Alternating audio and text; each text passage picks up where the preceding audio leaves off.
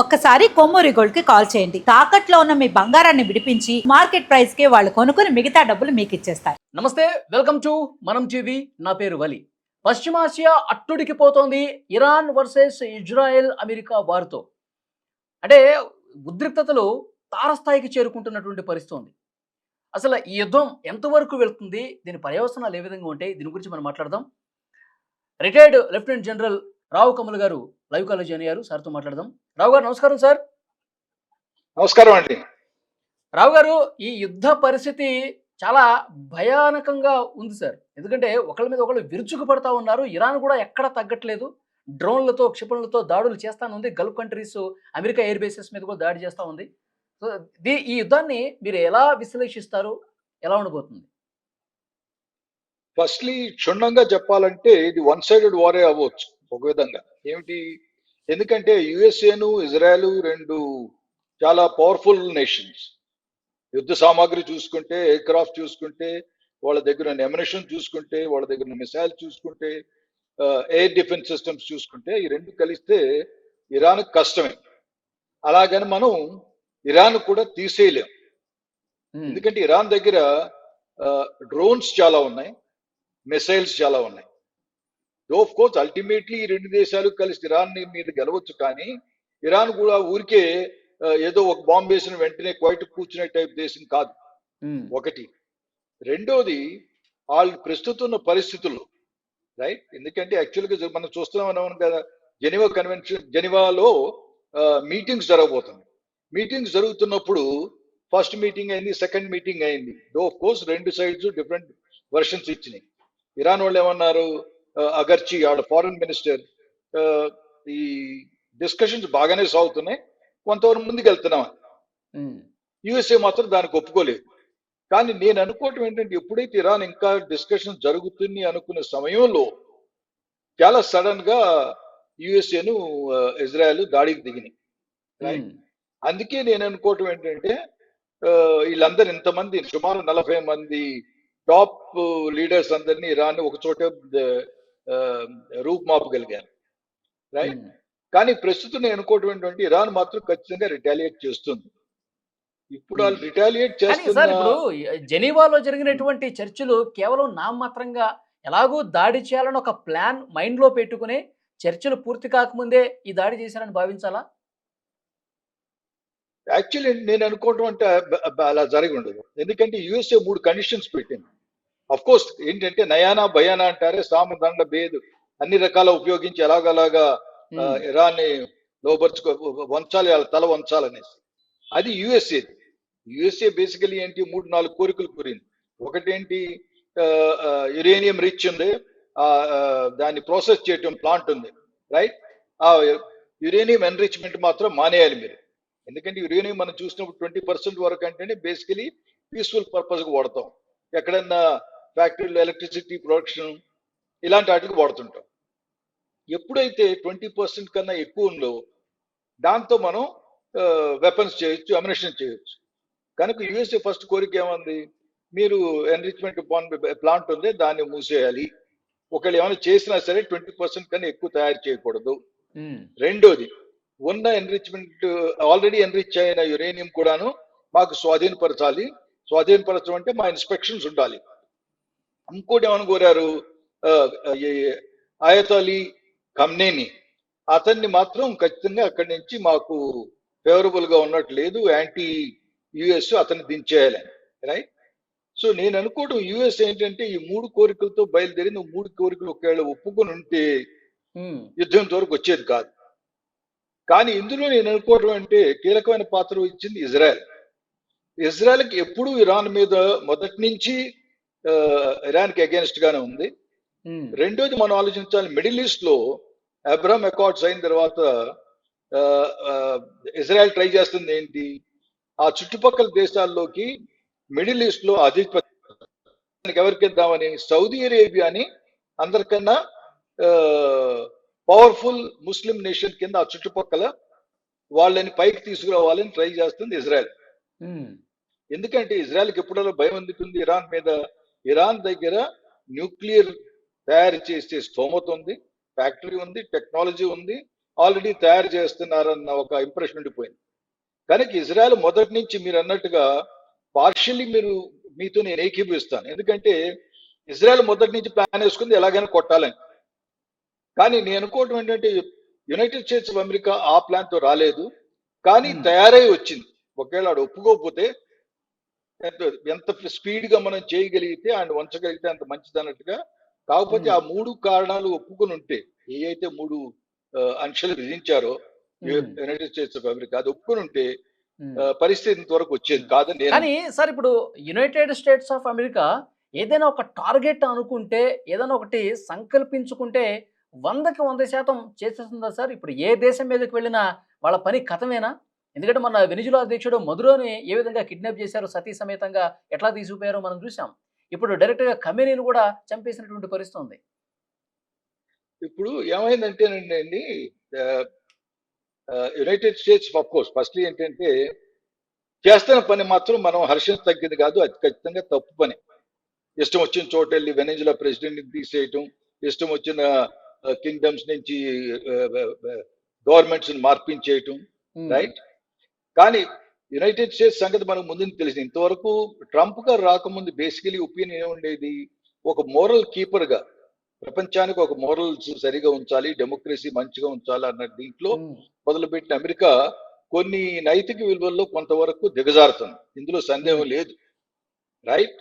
కనుక ఓవరాల్ మనం USA position. కానీ ఈ తరుణం ఎందుకు చూశారు, ప్రస్తుతం వాళ్ళు ఏంటంటే ఈ టైంలో of course right from beginning ఒకటి మనం గుర్తుపెట్టుకోవాల్సింది ఏంటి, యుఎస్ఏ కాకుండా మిగిలిన ప్రపంచ దేశాలు కూడాను, యూరోపియన్ కంట్రీస్ అవ్వండి, మన దేశం అనుకోండి, ఓవరాల్ టెర్రరిజం చూస్తే అందుకే ఇప్పుడు ఇమీడియట్గా ఇరాన్ మీద దాడి దిగజారకు కూడా అంత ఎక్కువ కమెంట్స్ రాలేదు. ఎందుకని రాలేదు, ఇరాన్ ని మొదటి నుంచి ఏంటి హజ్బుల్లా అవనివ్వండి, హమస్ అవనివ్వండి, హౌతీ అవనివ్వండి, ఇలాంటి టెర్రరిస్ట్ ఆర్గనైజేషన్ ప్రోత్సాహం ఇస్తుంది.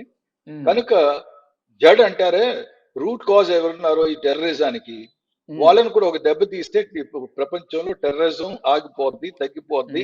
అంటే కత్తి పట్టినాడు కత్తితోనే, గన్ను పట్టుకున్నాడు గన్నుతోనే ఆఖరికి పోతాడు అన్నట్టుగా అట్లా ఉందంటారా పరిస్థితి ఇరాన్? కరెక్ట్, మీరు అబ్సల్యూట్లీ కరెక్ట్ గా అన్నారు అందరూ. రైట్.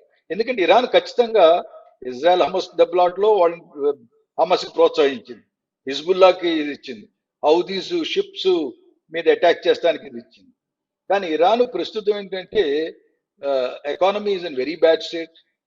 కాకపోతే ఈ వార్ గురించి అంటున్నారు కాబట్టి let's focus on the war. ఇప్పుడు జరుగుతుంది దాని. నేను అనుకోవటం ఏంటంటే ఇలాంటిది ఏదో జరుగుతుందని ముందే ఊహించుంటారు ఇరాన్. ఒకవేళ మనం ఒప్పుకోకపోతే మనం కొడతానికి ప్రయత్నిస్తాడు. కనుక ఆల్రెడీ నేను అనుకోవటం అంటే ఇంతమంది టాప్ లీడర్షిప్ చనిపోయినా సరే వాళ్ళు తిరిగి కొట్టగలిగే కారణాలు ఏంటంటే ఆల్రెడీ టార్గెట్స్ ప్రతి దేశాలు, చుట్టుపక్కల ఉన్న ముస్లిం దేశాలు ఏ అయితే వాళ్ళకి అమెరికాకి సహకరిస్తున్నాయో వాళ్ళ మీద దెబ్బతీయాలి ఒకటి. దానికి తగ్గట్టుగా మిసైల్ బ్రాంచెస్, రకరకాల డివిజన్స్, బ్రిగేడ్స్, యూనిట్స్ వేరే వేరే ప్లేసుల్లో పెట్టి వాళ్ళ యాక్చువల్ టార్గెట్స్, ఒకవేళ యుద్ధం అంటూ వస్తే ఎవడి ఏమి కొట్టాలి, ఒకవేళ కమ్యూనికేషన్ లేకపోయినా, ఇంటర్నెట్ లేకపోయినా, స్టాట్ కమ్యూనికేషన్స్ మీరు కట్ చేసినా సరే మీ అంతటి మీరు కొట్టగలగాలి అన్న ఆర్డర్స్ ఆల్రెడీ ఇచ్చేసి యూనిట్స్ ఉంచేసి ఉంటారు నా యొక్క అనాలిసిస్. అందుకనే ఇప్పుడు యుఎస్ఏ వచ్చి కొట్టినా సరే ఇరాన్ తిరిగి కొట్టగలుగుతుంది. ఎక్కడ కొడుతుంది, దుబాయ్ మీద కొట్టింది, కువైట్ లో కొడుతుంది, ఖతార్ లో కొంత కొట్టింది, బహ్రెయిన్ మీద కొట్టింది. ఎందుకంటే ఏ దేశాలైతే యుఎస్ఏకి కొంత స్థావరాలు ఇచ్చినాయో లేదా యుఎస్ఏ అని ప్రోత్సహించారు, ఇండైరెక్ట్లీ నేను అనుకోవటం ఏంటంటే ఇరాన్ ఈ దేశాల మీద ప్రెషర్ తీసుకొచ్చి వాళ్ళు వెళ్ళి యుఎస్ఏలో ఎంత త్వరగా యుద్ధం ఆపగలిగితే, అంతేగాని వాళ్ళంతటా వాళ్ళు మనసులో ఉండొచ్చు వెంటనే ఎంత త్వరగా తిరిగి డిస్కషన్ పెట్టడం అంత మంచిది. ఎందుకంటే ఎవరు వాళ్ళ దేశాన్ని వినాశాన్ని కోరుకుంటారు, ఏ దేశమైనా సరే కంప్లీట్. ఎందుకంటే ఒకసారి ఇప్పుడు ఇరాక్ చూసాం మనం, కువైట్ చూసాం, ఎక్కడెక్కడ యుద్ధాలు జరిగినాయో ఆ దేశాలు రేపు ఒక 2-3 డికేట్స్, ఒక 20 సంవత్సరాలు వెనకబడిపోతాయి, ఎకానమీ అంతా క్రంబుల్ అయిపోతుంది. కనుక నేను అనుకోండి ఇరాన్ అలాంటిది ఏమి చెయ్యాలని అనుకోదు. కాకపోతే కొన్నాళ్ళు ఖచ్చితంగా డైరెక్ట్ గా దెబ్బలాడతారు. వాళ్ళ దగ్గర మిసైల్స్ కానీ డ్రోన్స్, ఎందుకంటే డ్రోన్స్ దగ్గర మంచి టెక్నాలజీ ఉంది, షహీద్ డ్రోన్స్ అనేసి రష్యాకు కూడా ఇచ్చారు వాళ్ళు. రష్యా యుక్రెయిన్ వార్లో రష్యాకు కూడా డ్రోన్స్ సరఫరా చేసిన వాళ్ళు, రైట్? సో నేను అనుకోవటం అంటే అది కాక ఇప్పుడు స్ట్రైట్ ఆఫ్ హార్ముజ్ ఉంది. స్ట్రైట్ ఆఫ్ హార్ముజ్ ఎందుకంటే it is very crucial shipping అందరికి, చాలా నేరో కారిడార్, 24 మైళ్ళు 30 మైళ్ళు 30 కిలోమీటర్ 33 33 కిలోమీటర్ అంట సార్, నేరో చాలా ఇస్తుంది, తక్కువ. చాలా తక్కువ అది. ఎందుకంటే అది అది వాళ్ళ పోర్ట్ దగ్గర నుంచి వెళ్తుంది. ఆఫ్టర్ ఆల్ ఇప్పుడు చబాహర్ పోర్ట్ ఉంది, చబాహర్ పోర్ట్ మనం కడుతున్నాం. మనం ఆల్రెడీ సుమారు 120 మిలియన్ ఇంతకు ముందు మనం అగ్రిమెంట్ ప్రకారం సుమారు ఒక 120 మిలియన్స్ ఆల్రెడీ ఇచ్చున్నాం. మనం ఇన్ఫ్రాస్ట్రక్చర్ స్టార్ట్ అయింది అక్కడ Chabahar port. So Strait of Hormuz is important. దానివల్ల ఇప్పుడు ఏంటంటే ఇండైరెక్ట్లీ మళ్ళీ ఏంటి, ప్రపంచం అంతటి మీద ప్రెషర్ వస్తుంది. ఎందుకంటే ఇప్పుడు మనకి అక్కడి నుంచి అనలిస్ట్ చెప్పినట్టుగా total oil from the middle east సుమారు 70% 80% చైనాకి, ఇండియాకి, జపాన్కి ఇవన్నీ ఎఫెక్ట్ అవుతాయి. సో ప్రపంచంలో ఓవరాల్ ఎకానమీ ఎఫెక్ట్ అవుతుంది. పెట్రోల్ డీజిల్ ధరలు పెరిగిపోతాయి. దాంతో మిగిలిన వాళ్ళు కూడాను త్వరగా మీరు ఏదో ఒకటి త్వరగా తేల్చాలి. ఈ ట్రంప్ గారు నేను అనుకోవటం ఏంటంటే they will try and finish it fast. Trump కూడా తెలుసు ప్రెషర్ వస్తుంది, ఇప్పుడు ప్రతి దేశం ట్రంప్ మీద ప్రెషర్ తీసుకొస్తుంది. కనుక ట్రంప్ కూడాను మేము అనుకోవటం ఒక 10 రోజులు అట్లీస్ట్ మినిమం ఎంత కొట్టగలిగితే అంత కొట్టగలిగితే, ఎంత నాశనం చేయగలిగితే అంత నాశనం చేయాలి. Already main 40 actually the biggest loss ప్రస్తుతం మనం ఆలోచిస్తే ఇరాన్కి 40 మంది టాప్ లీడర్స్, ఖమ్నేనీ పోయాడు, దాని తర్వాత డిఫెన్స్ మినిస్టర్ వెళ్ళిపోయాడు, చీఫ్ ఆఫ్ ఆర్మీ స్టాఫ్ పోయాడు, నెంబర్ 2 మ్యాన్ ఇన్ ద ఆర్మీలో వెళ్ళిపోయాడు. సో వీళ్ళందరినీ కలిసి ఒకే విధంగా ఒకే టైంలో ఇజ్రాయెల్ ఇంటెలిజెన్స్ కరెక్ట్ గా గ్యాదర్ చేయబట్టి టైంలీ వీళ్ళందరూ ఎక్కడైతే కాన్ఫరెన్స్ ఉన్నారో కరెక్ట్ గా కానీ కొట్టారు. ఇంతమంది పెద్ద లీడర్స్ వెళ్ళిపోయారు కాబట్టి ఐఆర్జీసీ కూడా చాలా సీరియస్ గా శపథం చేసిన పరిస్థితి. ఇజ్రాయెల్ వదిలిపెట్టను, ట్రంప్ వదిలిపెట్టం, దాడులు ఇంకా తీవ్రం చేస్తాం, ఇష్టారీతను కొడతాం అని చెప్పి మాట్లాడుతూ ఉన్నారు. ఇది ఇంకా 4-5 వారాల్లో క్లోజ్ అయ్యే పరిస్థితి ఉందా? ఇంకా ఎక్కువ కాలం ఇప్పుడు రష్యా యుక్రెయిన్ జరిగే పరిస్థితి ఉందంటారా? దీనికి ఒక విధంగా మనం ఆలోచించాల్సింది ఏంటంటే అంటే రష్యా యుక్రెయిన్ వరకు వెళ్ళగలదని నేను అనుకోను, నా ఒపీనియన్ ప్రస్తుతానికి. ఎందుకంటే only time will tell, immediate గా మనం చెప్పలేం. కానీ ఏంటంటే 2 కారణాలు ఆలోచించాలి. ఒకటేమో శోకంలో ఉన్న వాళ్ళు 40-40 డేస్ వాళ్ళకి పీరియడ్ ఉంటుంది, రైట్, ఈ సారోలో ఉంటానికి. రెండోది ఏంటి, వాళ్ళ most favourite leader after all 37-38 సంవత్సరాలు రూల్ చేశారు స్పిరిచువల్ లీడర్ గా ఖొమేనీ చనిపోయిన తర్వాత. ఖొమేనీ కన్నా యాక్చువల్ గా ఈ Khomeini longest spiritual leader, right. కనుక ప్రస్తుతం ఏంటంటే దేశంలో చాలా ఆగ్రహం ఉంది. ఈ టైంలో వెంటనే యుద్ధం ఆపేద్దాం, నెగోషియేషన్స్ వెళ్ళిపోదాం అనే వెంటనే మాత్రం ఏ లీడర్ అని అంటే ప్రజలు కూడా దాన్ని హర్షించరు, ఒప్పుకోరు. కనుక నేను అనుకోవటం overall psych of the country ఎలా ఉందంటే ఇమీడియట్ గా కొంతవరకు తిరిగి దెబ్బలాడాలి, దెబ్బకి దెబ్బ తీయాలి, ఆ టెంపర్మెంట్ ఉంటుంది. బట్ ఎస్ ఆ టెంపర్మెంట్ తగ్గుతానికి అండర్ గ్రౌండ్ లో అత్యాధునికమైనటువంటి డ్రోన్లు ఉన్నాయి, కొన్ని మిసైల్స్ ఉన్నాయి, అవి ఇంకా బయట పెట్టలేదు. అవి బయట పెడితే కనుక అమెరికా ఇజ్రాయెల్ కొంత భయపడే పరిస్థితి, ఇలా చర్చ బయటకు వస్తుంది సార్. నమ్మచ్చా ఇది? భయపడతాం కష్టం నేను అనుకోవటం. ఎందుకంటే యుఎస్ఏ ఆల్రెడీ ఇక్కడికి వచ్చినప్పుడు టోటల్ ఎయిర్ డిఫెన్స్ అంతా తయారు చేసుకుని వచ్చింది. తన ఎయిర్ క్రాఫ్ట్ క్యారియర్ అవ్వనివ్వండి, మిలిటరీ బేస్ అవ్వనండి. ఇప్పుడు మనం చూస్తున్నాం కదా రకరకాల ప్లేస్ లో కొడుతున్నాడు అనేసి. కొట్టినప్పుడు ఏం జరుగుతుంది, వాళ్ళ air defence systems are very good. సుమారు 90% ఆఫ్ ద మిసైల్స్ కానివ్వండి, డ్రోన్స్ కానివ్వండి, వాళ్ళని మధ్యలోనే షూట్ చేయగలుగుతున్నారు. ఒక 5 or 10% మాత్రమే చుట్టుపక్కల పడగలుగుతున్నాయి. ఏవైతే క్రిటికల్ టార్గెట్స్ ఉన్నాయో, అందుకే ఏం చేస్తున్నాడు, చాలా తెలివిగా చేస్తున్నాడు ఇరాన్. దుబాయ్ ఇప్పుడు ఎయిర్పోర్ట్ ఉంది, ఎయిర్పోర్ట్ చుట్టుపక్కల అంత ఎయిర్ డిఫెన్స్ ఉన్నా సరే అంత విపరీతమైన ఎయిర్ డిఫెన్స్ ఉండదు. ఎక్కడ సిమిలర్లీ వెళ్ళి కొట్టాడు, ఎక్కడ కొట్టాడు, సిఐఏ హెడ్ క్వార్టర్ కొట్టాడు. ఎందుకంటే సిఐఏ హెడ్ క్వార్టర్ యాక్చువల్లీ దుబాయ్లో సిఐఏ హెడ్ క్వార్టర్ నుంచే.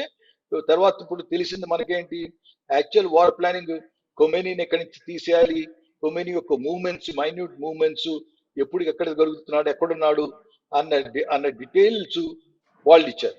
కనుక సాఫ్ట్ టార్గెట్స్ కొన్ని ఉన్నాయి, ఏ అయితే ఎకానమీ దెబ్బతీస్తాయో.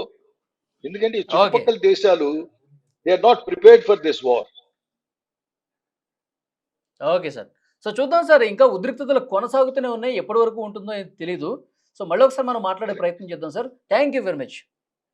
Thank you. నమస్కారం.